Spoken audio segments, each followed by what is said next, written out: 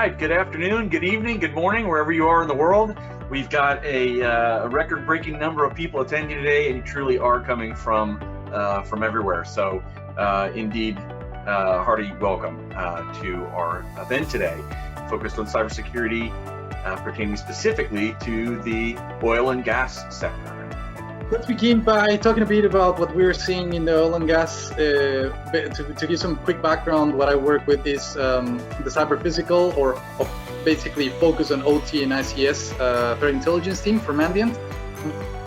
We can begin to analyze the threats. Definitely, that already hints you that probably our response is going to be more geared toward ransomware. But let's begin through walkthroughs at the high level.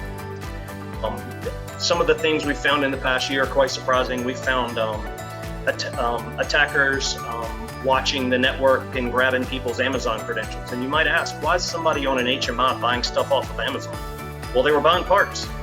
So quite surprisingly, they were surfing from an HMI. But these are the types of things that we find pretty frequently, is people doing things that shouldn't be possible, that corporate policy says you shouldn't do, and the technical controls say aren't possible, but we continually find them. And those are some of the weak spots that we talked about earlier. We also want to, in today's life, utilizing many technologies, utilizing many automations for their production lines and of course, for their businesses. And for me, and I'm sure that everybody as well, does wonder, what if something went wrong? And what if these technology become uncontrollable? And I want you to imagine with me, what if these technology or automation systems which we have in our environment would go off, or they have been hacked? My name is Richard Diver at Microsoft, and I help our partners to really learn about our technologies and then embed them into their security practices. So I'm glad to share this with you today to show you the kind of things that we're bringing to market to help you with everything that the previous speakers have been talking about around things like assessments and visibility and looking for the attackers wherever they might be. So if we take a look at the kind of challenges that we see for CIOs and CISOs, is the ability to try to minimize that risk before it happens. But I have a few of my own. So as you think about all of the options available to us, how do you describe the difference between a pen test, a red team exercise, and a purple team exercise? I think it helps to level set. Yeah, absolutely. Great question. So I get this question all the time, and I'll just give you the brief overview.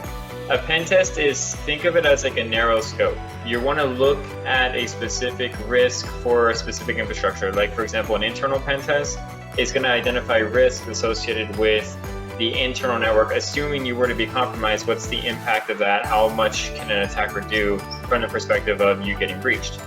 So what I'm going to talk to you all about today is really about Incident Command System for Industrial Control Systems, as we refer to it as ICS for ICS. You may have heard about it, but it's an emerging, I guess, program, if you will, in partnership with the ISA Global Cybersecurity Alliance, as well as the U.S. Department of Homeland Security.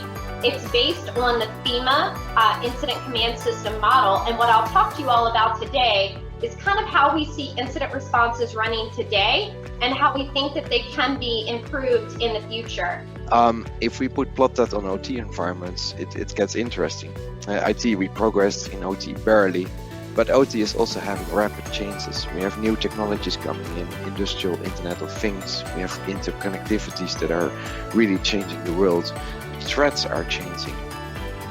But yet, most of the OT customers, if we discuss this, they say, well, we're isolated, it's okay. And that's interesting, because just like a tsunami, which is basically a black swan event, an event that should not happen, but it does happen. So my name is Talal Baishin. I'm the OT Cybersecurity Manager at Ma'aden. I've been in the industry of the oil and gas and mining since 2007. I have started my career as a control system engineer. Then I shifted as a control system cybersecurity specialist. Then I moved to the cybersecurity. So I've been over 3 years now as a cybersecurity manager, specialized for the OT. I'm managing over 13 control system infrastructure. I'm Ryan Boulay, the CISO for AES. My cybersecurity journey, I think, started at GE, where I had various roles, but ultimately, culminating in running global security operations. Mostly for IT, but also for OT in certain circumstances. Went over to Thomson Reuters, really focused on services and technology and engineering side of cybersecurity. And now as CISO in the energy business or energy industry here. My name is Gustavo Diaz, and I will start by meeting my team. Although I'm an engineer, I come from the IT world. I'm not from the OT world, so probably all of you guys know more about this subject than myself. But I have a rather sui generis career. I'm an electrical engineer, but I worked in human resources. I work in IT in all functions in different international companies. And finally, now for the last 11 years, I built up the area of information security in Tenaris in my company. About our OT cybersecurity range that we have here in KPMG. Next, we are going to make a quick overview of the cybersecurity process that we are going to use in the step 3. In the step 3, we are going to launch a cyber attack in our physical lab. Next, we are going to talk about some cyber defense strategy for OT environments. And then we are going to have a few minutes to Q&A. As Rafael said before, here we have the 2 tanks that we are going to be involved in this demo. This one and this one. As you can see here, there are 2 ultrasonic sensors in order to detect or to sense the level of crude that we have in our environment. Then we have some valves. As you can see here, some indicators that we have here in blue let us know that these valves are open.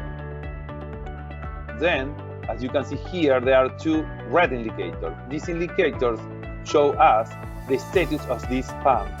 With these pumps, the system is able to move the crude between one tank and the other.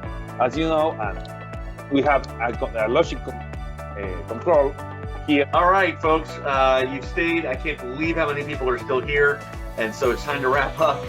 And bid everybody, probably everybody now, good night. Some people very much a good night. So again, just want to thank the key sponsors of the day, Mandy and KPMG. As you can see, they put a lot of time into preparing for this and coordinating and a little bit of practice runs and everything that goes into trying to make these things as smooth as we can make them. So thank you to all those companies and the additional support from Waterfall and Applied Risk this time.